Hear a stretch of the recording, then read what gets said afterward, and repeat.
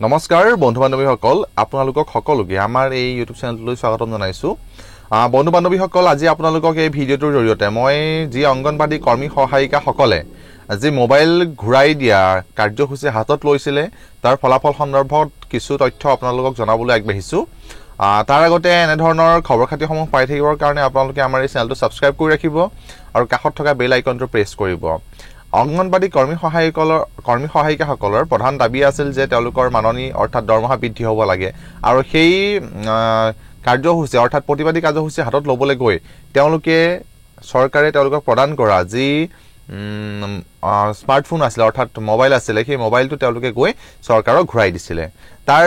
প্ৰতিক্ৰিয়া কি হ'ল এই সন্দৰ্ভত আজি এই ভিডিঅ'টো মই প্ৰস্তুত কৰিছো অংগনবাদী কৰ্মী সহায়িকাসকলৰ যি গৰাকী সন্মানীয় সঞ্চালক মহোদয় আছিল তেওঁলোকৰ সঞ্চালক মহোদয়ৰ হোৱা ভাৰ্চুৱেল মিটিং অনুসৰি কেইটামান সিদ্ধান্ত গ্ৰহণ কৰিছে আৰু সিদ্ধান্ত কেইটা মই আপোনালোকক কৈ দিছো এক নম্বৰ সিদ্ধান্তটোৱে হ'ল যে অংগনবাদী ওয়াৰ্কাৰসকলে ICDS প্ৰজেক্ট অফিচত ফোন জমা দিবলৈ আহিলে কোনো কাৰণতে ফোন সংগ্ৰহ কৰি থবলৈ মানা কৰিছে অৰ্থাৎ ফোন সংগ্ৰহ কৰিবলৈ তেওঁলোকৰ বিভাগীয় আজি সমূহ কৰ্মচাৰী আছে সেই কৰ্মচাৰীসকলক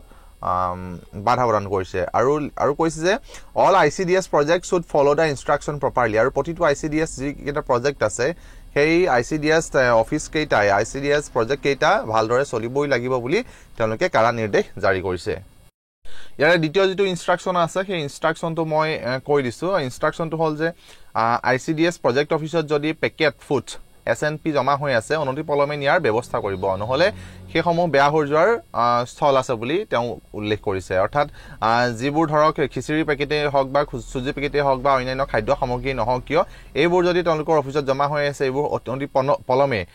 এইখিনি নিয়াৰ ব্যৱস্থা কৰিবলৈ আদেশ দিছে তৃতীয় যেটো পইণ্ট আছে এটা সেই পইণ্টটো লৈ আহিছো সেই পইণ্টত কোৱা হৈছে যে